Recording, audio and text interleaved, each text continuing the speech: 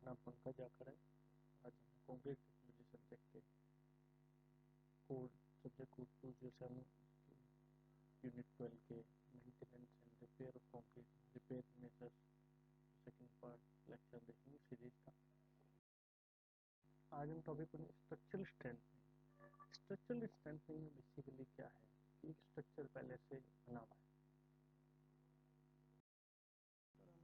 Already हमारा structure बना हुआ है, उसको स्ट्रेंथन कर रहे हैं, उसको मजबूत करने की कोशिश कर रहे हैं।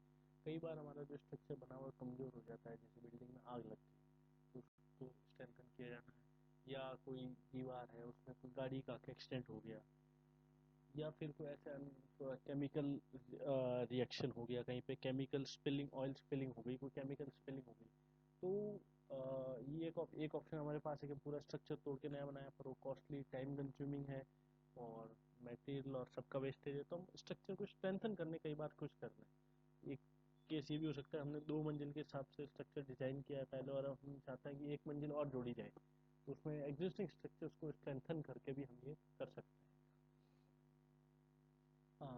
इसमें हम आगे देखेंगे कंक्रीटिंग जैकेटिंग। जैकेटिंग मतलब जैकेट क्या होता है, सर्दियों में हम कपड़ों के ऊपर पहनते हैं, जो कपड़े हमने पहने हुए हैं उसके ऊपर एक और परत डालते हैं। तो कंक्रीट जैकेटिंग में भी यही कंसेप्ट यूज होता है। बेसिकली ये कॉलम और फुटिंग में यूज होता है। इसमें हम क्या करते हैं, जो ऑलरेडी जो स्ट्रक्चर है उसके चारों ओर हमें कंक्रीट की परत बनाते हैं। ठीक है, एक जैसे उसकी मोटाई 1 मीटर बाई 1 मीटर, तो 200 मीटर ने चारों तरफ से बढ़ा दी, तो स्ट्रक्चर के चारों ओर हमने थोड़े सरिये डाले। ठीक है, और ड्रिल करके हॉरिजॉन्टल बार्स भी डाली है, ताकि उसका बीच का स्ट्रक्चर एग्जिस्टिंग स्ट्रक्चर के बीच में से भी वो उसके बॉन्डिंग बना रहे। और उसमें कंक्रीट वापस भर दिए, कंक्रीट भर दी, उसको अच्छी स्ट्रेंथ डिजाइन एक्सटेंड करके फिर उसको क्योरिंग भी करेंगे, कॉम्पैक्शन क्योरिंग सारा होगा। तो अब ओवरऑल क्या हो गया, हमारे स्ट्रक्चर का एरिया जो कॉलम का हम देखेंगे डिजाइन, एक कॉलम का एरिया बढ़ गया, कॉलम में परसेंटेज स्टील बढ़ा है। इस इस इसके द्वारा क्या हो रहा है कि उसकी ओवरऑल स्ट्रेंथ बढ़ गई है। ये एक कॉमनली मेथड कॉलम में यूज होता है, शेयर वॉल में यूज होता है, फाउंडेशन में भी ये मेथड यूज होता है। जहाँ हमारा लोड बढ़ रहा है हमारे ऊपर, जैसे हमने बताया कि 2 से 3 मंजिल मकान बना रहे हैं, या कोई हम हैवी स्ट्रक्चर ऊपर बनाना चाहते हैं, मशीन रखना चाहते हैं, नीचे हमने उसका डिजाइन नहीं किया है, हमें आशा है कि ये अंदेशा है कि स्ट्रक्चर फेल हो सकता है, तो हम ये यूज करते हैं। कंक्रीट जैकेटिंग मेथड है ये, काफ़ी कॉमन एग्जांपल है, काफ़ी कॉमन मेथड है यूज करने का, काफ़ी पुराना मेथड है। इसमें सबसे इम्पोर्टेंट चीज़ हमें ये ध्यान रखनी पड़ती है कि ड्रिलिंग करते टाइम जो एग्जिस्टिंग स्ट्रक्चर उसके अंदर ड्रिल करके हम बार्स को एम्बेड करते हैं, नई वाली बार्स को। और अ, उसमें ध्यान रखने की ये बात होती है कि जो हम ड्रिल कर रहे हैं, तो ऐसा ना हो कि ड्रिलिंग के दौरान ये एग्जिस्टिंग पहले वाली जो स्ट्रक्चर है उसके अंदर जो स्टील बार्स है वो नहीं तोड़ दें, ये ध्यान रखने वाली बात होती है। Concrete replacement method, concrete replacement method जैसा कि नाम है, हम क्या कर रहे हैं, कंक्रीट को रिप्लेस कर रहे हैं। जैसे हम ये सबसे आसान और सबसे सस्ता मेथड है। ठीक है, ये हम डे टू डे लाइफ में बहुत बार देखते हैं हमारे घर में। जैसे दीवार टूटी हुई है तो क्या करते हैं हम, छोटी सी दीवार का छोटा सा एक पत्थर गिर गया हमारी दीवार का बाहर बाउंड्री वॉल का, तो हम क्या करते हैं, हम वो पत्थर निकालते हैं बाहर, पूरा थोड़ा हिल रहा है उसको निकालते हैं और उसको वापस इस मोर्टार से यूज करके वापस उसको भर देते हैं। डिफरेंस में पता लग रहा है, पर ये रिप्लेस कर रहे हैं मेथड, जो स्ट्रक्चर था उसके एक पार्ट को हमने वापस रिप्लेस किया। कंक्रीट रिप्लेस में भी यही मेथड यूज होता है। हम जहाँ से कोई क्रैक आ गई, कहीं पे क्रैक आ गया, तो हम उसको क्या करते हैं, पूरे जो एरिया है उसको क्रैक को तोड़ते हैं, पूरा थोड़ा जितना क्रैक है उससे ज़्यादा एरिया को तोड़ते हैं, ताकि कंक्रीट की बॉन्डिंग बने। बहुत पतली होगी बॉन्डिंग नहीं बनेगा, लेयर होगी। फिर हम उसको वापस कंक्रीट उसमें रिफिल कर देंगे। दोनों साइड बॉन्डिंग के लिए हम इपॉक्सी यूज कर सकते हैं, या normal day to day life हम नीरू यूज करते हैं। ठीक है, सीमेंट वाटर का पेस्ट होता है हाई, वो यूज करते हैं। इसमें हम ये मेथड बहुत कॉमन यूज होता है हमारे सीसी रोड्स में। कई बार क्या होता है, सीसी रोड बन रही है, किसी एक्स वाई जेड लोकेशन पे सीसी रोड टूट जाती है, तोड़नी पड़ती है हमें, नीचे पाइपलाइन है, वाटर पाइपलाइन है, सीवर पाइपलाइन है, उसके लिए हमें खोदनी पड़ती है। वैसे तो ध्यान रखा जाता है सीसी रोड बनाते टाइम, पर फिर भी अगर मान लो ऐसा केस हो जाए तो हम तोड़ दे के रिपेयर तो कर दिया, अब वापस उसका क्या करें, पूरी रोड तोड़ सकते हैं नहीं। कंक्रीट रिप्लेसमेंट मेथड यूज होता है, बहुत ही कॉमन है, बहुत ही इजी सा मेथड, आप देख सकते हैं। ये पहले हमने इसको बीच वाले एरिया खोद दिया, इसमें बार और डॉल बार और जो भी बार थी वापस डाली और हमने कॉम्पैक्ट करके साइड से शटरिंग बना के उसको वापस पहले के जैसा बनाने की कोशिश की है। इसके अलावा retro fitting by steel material, ये एक एडवांस टेक्निक में आता है। अब एडवांस इतनी नहीं रही है, अब आज से 10-15 साल पहले एडवांस टेक्निक, 20 साल पहले एडवांस थी। इसमें हम क्या कर रहे हैं कि स्टील स्ट्रक्चर, आरसीसी स्ट्रक्चर है, हमने कॉलम या वॉल बना दी, उसके चारों ओर हम स्टील प्लेट्स लगा देते हैं।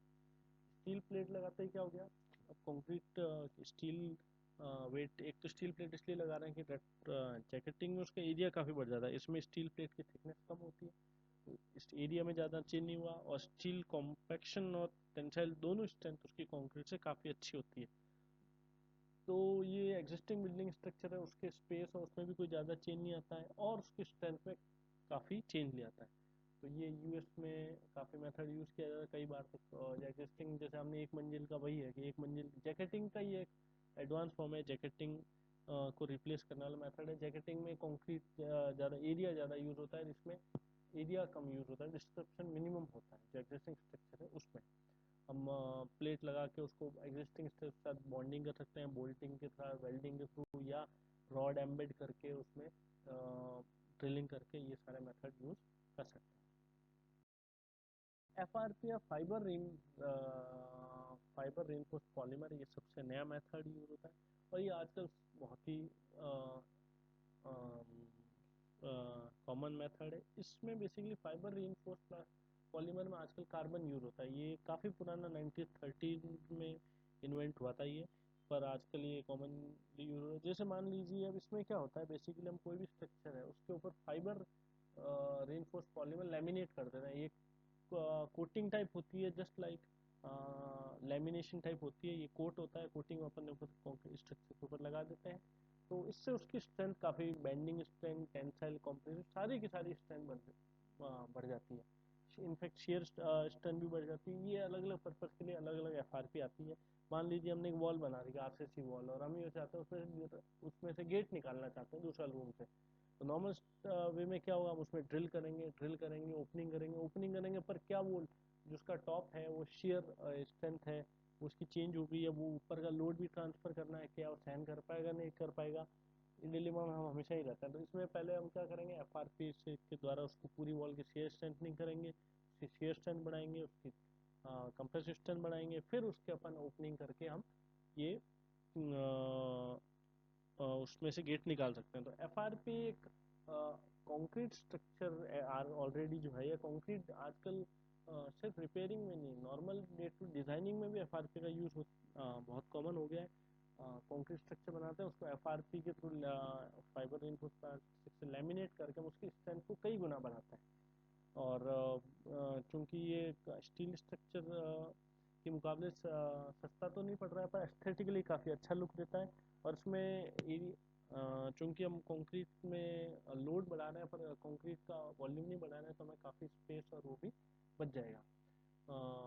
जोधपुर में भी जैसे हम देख रहे हैं, एयरपोर्ट की बिल्डिंग है कि इंडस्ट्रियल बिल्डिंग में ज़्यादा यूज़ हो रहा है इसका आज की तारीख में। इंस्टीट्यूशनल बिल्डिंग में जहाँ पे जैसे जैसे हाइट बढ़ती है स्ट्रक्चर की, तो जो हमारे लोड बियरिंग स्ट्रक्चर कॉलम है, जैसे स्ट्रक्चर हाइट बढ़ेगी तो वॉल्स उसकी थिकनेस हमें बढ़ानी पड़ती है, पर हम थिकनेस बढ़ाना नहीं चाहते क्योंकि हमें ज़्यादा ओपन कारपेट एरिया में ज़्यादा चाहिए। तो उसके लिए एफआरपी एक बहुत ही कॉमन है। इसके अलावा ये अंडरग्राउंड बंकर्स और ये मिलिट्री स्ट्रक्चर जो होता है उसमें भी एफआरपी का बहुत ज़्यादा यूज़ होता है कि स्ट्रक्चर का स्ट्रेंथ ज़्यादा हो, वॉल्यूम और स्ट्रक्चर का खुद का साइज मिनिमम हो, ये एक हमारा कंसेप्ट है, और इसको ध्यान में रखते हुए ये करेंगे। ये कुछ कॉमन कंस्ट्रक्शन टेक्निक्स थी, कॉमन कंस्ट्रक्शन रिपेयर टेक्निक्स थी। डे टू डे लाइफ में हम कई हमने देखी है, कई हम पहली बार देख रहे हैं, तो इनकी एप्लीकेशन आप फ्यूचर में आप देखेंगे, जब आप फील्ड में जाएंगे, या यूट्यूब पे भी आप देख सकते हैं कुछ वीडियोज एफआरपी के, काफ़ी अच्छे आपको मिल जाएंगे। एक और आने वाले टाइम में, अगर जैसे 10 साल पहले, 20 साल पहले लोग कहते थे आने वाला फ्यूचर कंप्यूटर का है, तो आज अपन कह सकते हैं स्ट्रक्चर की लाइन में कि फ्यूचर है वो एफआरपी का है। आज की तारीख में हम ये कह सकते हैं कंक्रीट स्ट्रक्चर, स्टील स्ट्रक्चर के बाद ये नेक्स्ट लेवल है एफआरपी है। और देख सकते हैं अगले हम नेक्स्ट लेक्चर में आगे वापस पढ़ेंगे।